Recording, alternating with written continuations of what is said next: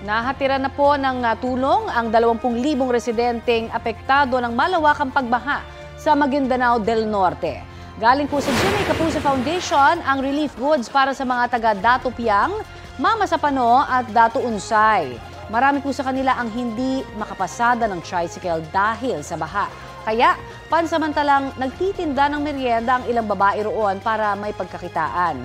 Ayon sa Pag-asa, Intertropical Convergence Zone o ITZZ ang dahilan ng pagbaha sa ilang lugar sa Mindanao.